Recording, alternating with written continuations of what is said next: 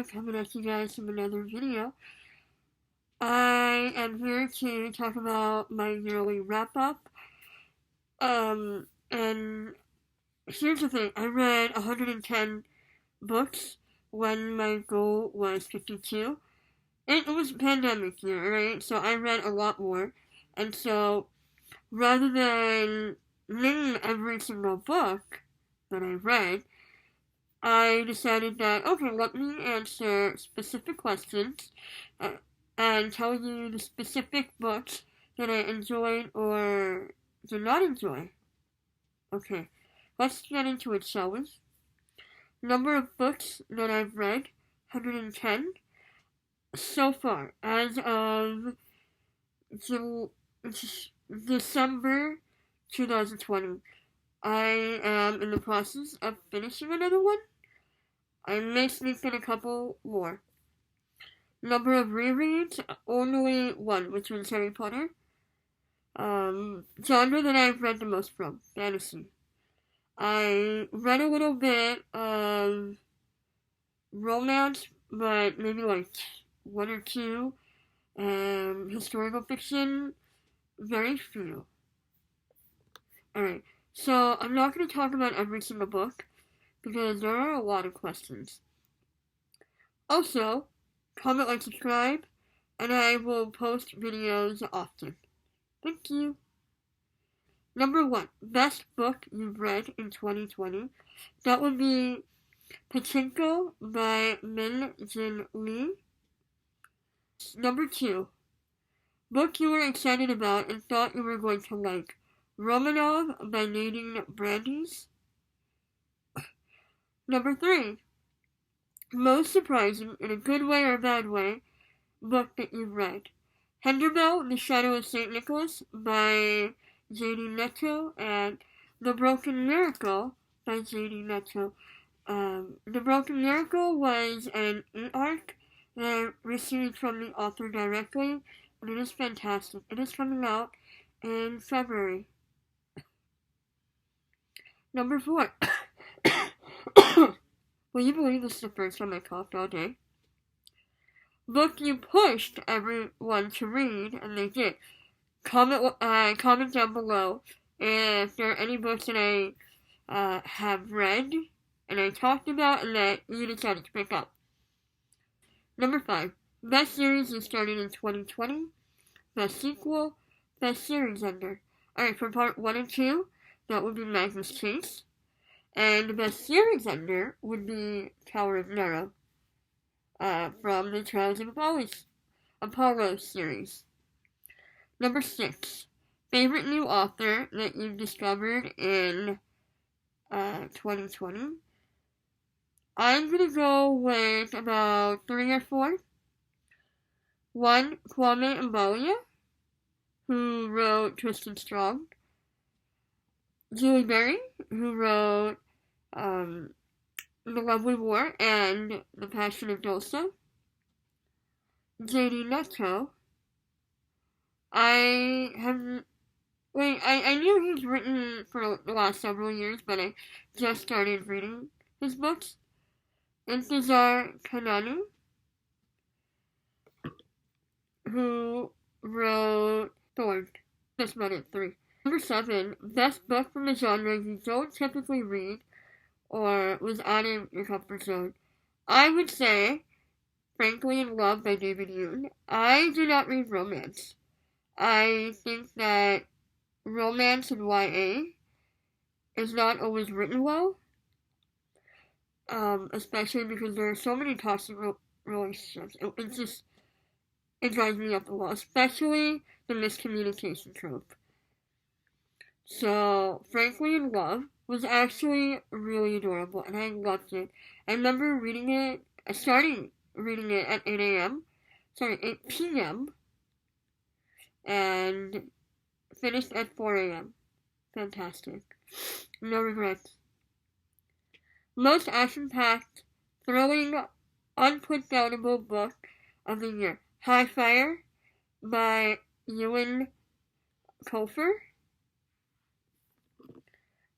Book you read in 2020 that you would most likely to reread next year? I actually had to think about this. And I think it would be Thorn by Intisar Khanani because it's not well written and I loved it. So beautiful. Also, you'll be hearing this book a lot throughout the video. 10. Favorite cover of the book you read in 2020. The Kingdom of Back by Marie Lu and...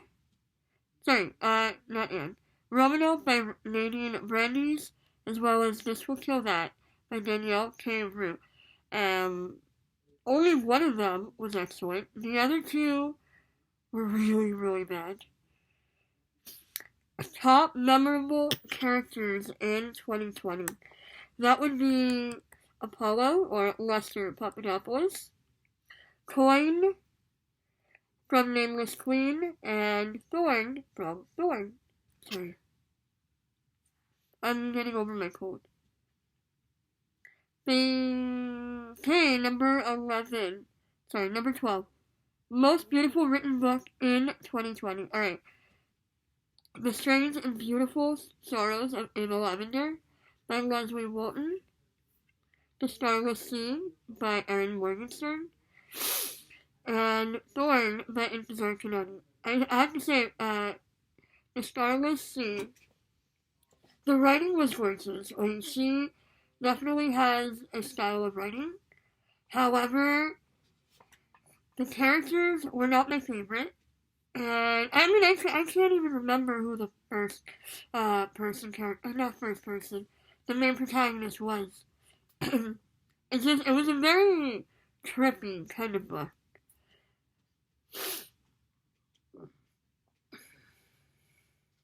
Most thought-provoking or life-changing book of 2020. Between the World and Me by Ta-Nahesi and Pachinko by Minjin Lee. Book you cannot believe you waited until 2020 to read. Frankly in Love by David Yoon and The Sun is Also a Star by his wife, Nicola Yoon.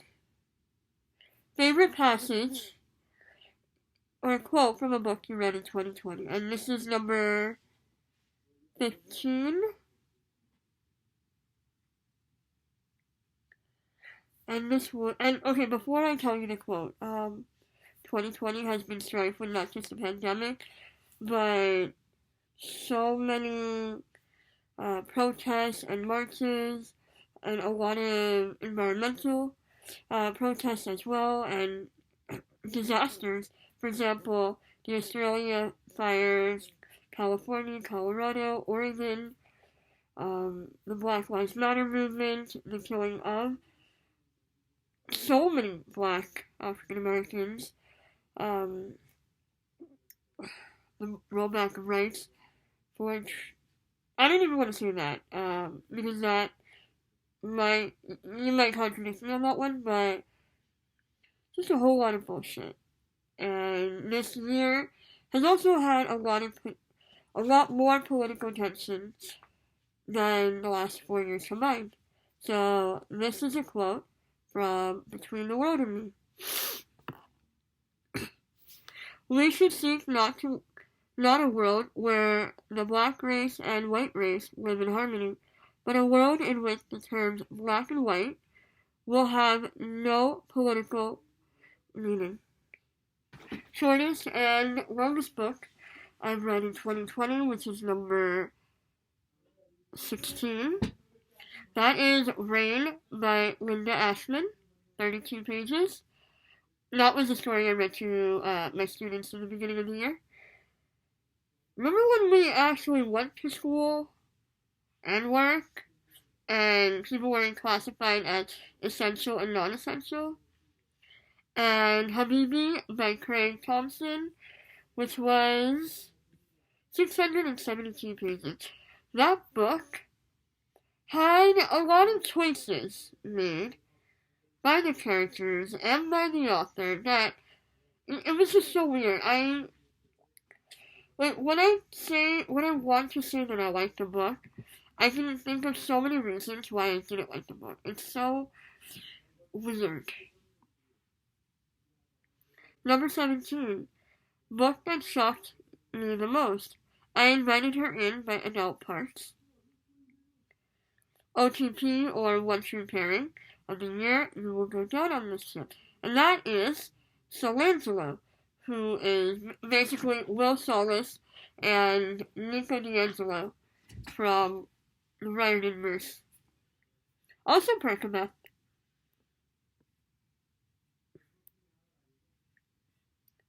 Favorite non-romantic relationship of the year.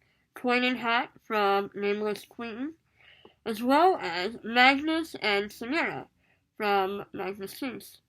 Favorite book you read in 2020 from an author you've read previously. So yeah, wonder what I'm going to say here for number 20. Tower of Nero by Rick Riordan. 21. Best book you've read in 2020 that you've read based solely on a recommendation from somebody else, peer pressure, Instagram, etc. That would be the Bromance Book Club by Lissa K. Adams, and this book suggestion was from Chelsea Palmer, who has her own channel. Whoops. Newest fictional crush from a book you read in 2020. I do not have any. 23. Best 2020 debut that I've read. Thorn by Intisar Khanani. I love the hell out of this book. Best world building, most vivid setting you've read this far. Henderbell by JD Netto. Or Netto. 25. Book that put a smile on your face was the most fun to read. Good Morning, Good Night, Little Pep Talks from Me to You by Lin-Manuel Miranda. Number 26. Book that made you cry or nearly cry in 2020. Auschwitz Lullaby by Mario Escobar. Hidden Gem of the Year, Internment by Samira Ahmed. Book that crushed your soul, which was Children of Virtue and Vengeance, which is the sequel to Blood and Bone. And the reason why that it crushed my soul was that it was not very well written. It was awful. Like, at one point I started rage reading. And then another one, in a good way, was Auschwitz Lullaby by Mario Escobar. Most unique book that you've read in 2020. Nameless Queen by Rebecca McLaughlin. I swear I've read 110 books, even though I'm saying the same 5 books over and over. Number 30. Book that made you most mad. Doesn't necessarily mean incident liking. However, yeah, these books definitely upset me greatly. Romanov by Nadine Brandes, which was awful. And This Will Kill That by Danielle K. This was also the first book I read in 2020, and literally the most disappointing. I mean, I'm still mad at that book. Anyways, looking ahead. One book you didn't get to read in 2020, but will be your number 1 priority, and that is The Invisible Life of Addie LaRue by V.E. Schwab. Number 2. Book you are most anticipating for 2021, which is a non-debut, and that would be The Theft of Sunlight by Intisar Khanani. This is her second book, but not in a series, so it's standalone. 2021 debut you are most anticipating, and these are 2 of them. One is A Faux Love Story by Rowan Ray, I think. This comes out around Valentine's Day. And Sweet and Bitter Magic by Adrian Tooley. Series ending or a sequel that you have been anticipating in 2021? None. I finished all the books. Like series-wise. Series-wise, I think all I read was Riordan. Number 4. To accomplish or do in your reading or blogging life in 2021, which is fewer reading slumps. I feel like every other month I hit a slump. And I want to work on my Bookstagram, which is the exact same handle as this, except 92, so it's Actio Books 92. Number 6. A 2021 release you've already read and I am recommending. This would be The Broken Miracle by JD Netto. I received this arc directly from the author, and it is fantastic.